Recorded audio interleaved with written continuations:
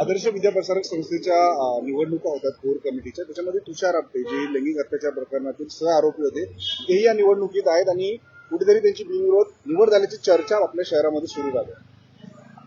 नक्कीच की आदर्श शाळेमध्ये झालेलं लैंगिक अत्याचार प्रकरण जे आहे हे प्रकरण पूर्ण आशिया खंडात गाजलं होतं आणि इतकी निंदनीय गोष्ट होती की त्याचं दुःख, त्याची वेदना जी होती ती वेदना फक्त त्या मुलीच्या आई वडिलांनाच नव्हती तर बदलापूरमधल्या तमाम माता भगिनींना होती आणि म्हणूनच संपूर्ण बदलापूरची जनता ही एकवटली होती याच आदर्श शाळेच्या समोर।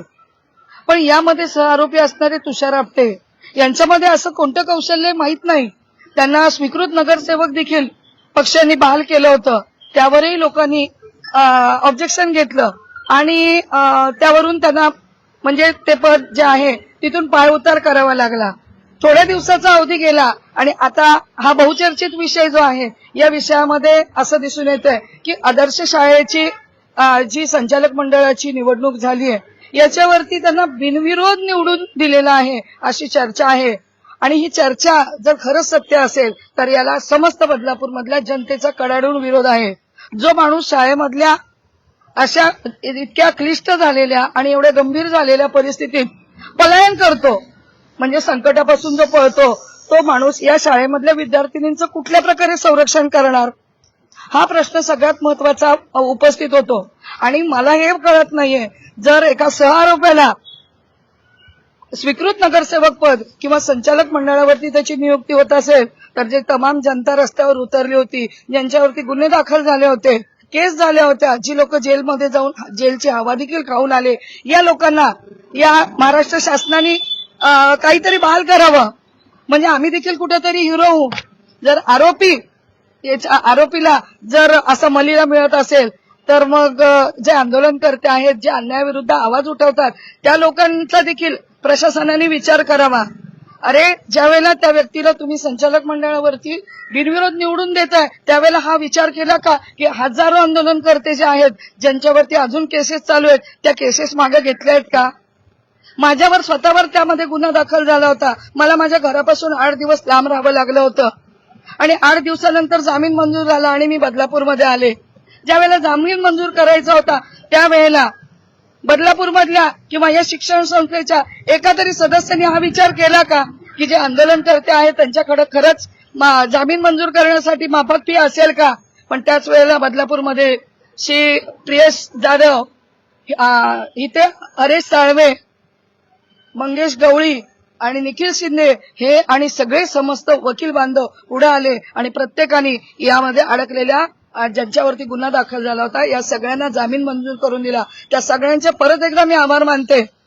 एका माणसाला जामीन मंजूर करायला 25,000 रुपयाची रक्कम लागते तर या आदर्श शाळेच्या संस्थेने संपूर्ण आंदोलनकर्त्यांचं ज्या ज्या वकिलांनी जामीन केलेला आहे त्या लोकांना त्यांची फी द्यावी, आंदोलनकर्त्यांच्या सगळ्यांच्या केसेस मागे घ्याव्या। या आंदोलनामुळे ज्यांच्यावर केस दाखल झाल्या त्यांचं कुटुंब किती डिस्टर्ब झालं होतं हे शब्दात सांगू शकणार नाही। कमिटीची आता जवळपास चर्चा झाली की त्यांची कमिटीवरती आता निवड झालेली आहे अशी चर्चा आहे। प्रकरण खूप पूर्ण जगभर गाजलं होतं। अगोदर स्वीकृत नगरसेवक तर सत्ताधाऱ्यांनी दिलं आणि त्यानंतर पुन्हा एकदा शाळेने या माणसाला संधी दिलेली आहे। अनेक आरोप त्यांच्यावरती होते, सीसीटीव्ही पासून मुलांची सुरक्षेपासून सगळे आरोप त्यांच्यावर होते, तरी सुद्धा ही सुरक्षा नसताना पुन्हा एकदा त्याच माणसाला खरं तर त्याची निवड करणे कितपत योग्य वाटतं तुम्हाला? खरं पाहायला गेलं तर हे खूप चुकीचं आहे। बदलापूरमध्ये ज्यावेळेला ते आंदोलन झालं किंवा त्या आंदोलन व्हायच्या आधीची जी परिस्थिती होती त्याच्या आधीचे 3 ते 4 दिवस जे होते त्यावेळेला आम्ही स्वतः त्या आंदोलनाची सुरुवात केली होती म्हणण्यापेक्षा आमच्याकडे ते विषय आला होता आणि ज्या वेळेला ह्याच आदर्श शाळेच्या गेटकडे मी शितोळे मॅडम असतील, वरिष्ठ पोलीस निरीक्षक किंवा तुषार आपटे साहेब असतील यांना आम्ही विनंती केली होती की तुम्ही जो कोण आरोपी आहे किंवा जो कोण व्यक्ती आहे त्याला तुम्ही पोलिसांच्या स्वाधीन करा जेणेकरून बदलापूर शहराचं नाव एक चांगला मेसेज जाईल की आरोपीला सुद्धा ह्या लोकांनी कुठेही पांघरून न घालता त्याला पोलिसांच्या स्वाधीन केलं। पण असं कुठेही न होता केवळ आमच्याशी वाद घालत तुषार आपटे ह्याच आदर्श शाळेच्या गेटकडे उभे राहिले आणि कालांतराने आपल्याला माहिती आहे की काय घटना घडली। बदलापूर शहर पूर्ण महाराष्ट्रात नव्हे तर पूर्ण देशामध्ये कशा प्रकारे एक वेगळा मेसेज बदलापूर शहराचा गेला आणि त्यानंतर जे आंदोलन उभं राहिलं त्यामुळे शहराचं नाव आत्ताचे राजकीय जे नेते आहेत ते म्हणतात की शहराचं नाव त्या प्रकरणामध्ये बदनाम झालं. परंतु त्या प्रकरणानंतर शिक्षण विभागाला एक नियमावली लागली जी मी वारंवार आपल्या सर्वांच्या पत्रकार बंधूंच्या माध्यमातून मी सांगत आली. आणि आता ज्या वेळेला निवडणुका येत आहेत मागे सुद्धा स्वीकृत नगरसेवक त्या तुषार आपटेंना दिलं गेलं, पण तुषार आपटेंकडे अशी कुठली गोष्ट आहे की जेणेकरून ह्याच व्यक्तीला प्रत्येक वेळेला निवडणुकांच्या मध्ये उतरवलं जातं किंवा त्या व्यक्तीला ते पद मिळावं म्हणून प्रयत्न केले जातात. तर हे खूप चुकीचं आहे. तुषार आपटे असतील, उदय कोतवाल असतील, हे ह्या प्रकरणामध्ये सह आरोपी होते. जरी ते आरोपी नसले, आरोपीला त्यांनी पाठिंबा दिला किंवा आरोपीच्या बरोबर ते राहिले, त्यामुळे सह आरोपी आहेत, त्यांच्यावर सुद्धा गुन्हा दाखल आहे. त्यामुळे तुषार आपटे असतील, उदय कोतवाल असतील, ह्या व्यक्ती जर ह्या आमच्या आदर्श शाळेच्या संचालक पदावरती राहणार असतील तर पुन्हा बदलापूरकरांचा उद्रेक होईल असं मला वाटायला लागलंय. बदलापूर शहरामध्ये सगळीकडे चर्चा आहे. मागे सुद्धा त्यांना स्वीकृत नगरसेवक दिलं, त्याही वेळेला हीच परिस्थिती होती जी परिस्थिती आता आहे. त्यामुळे माझी बदलापूरमधील सर्व आदर्श शाळेमध्ये शिकणाऱ्या पालकांना असेल किंवा बदलापूरकरांना विनंती आहे की हे जे काही प्रकार घडतायत, आज या प्रकरणाला 2-5 वर्ष सुद्धा झालेली नाहीत आणि तरी सुद्धा हे प्रकार आता घडायला लागलेत.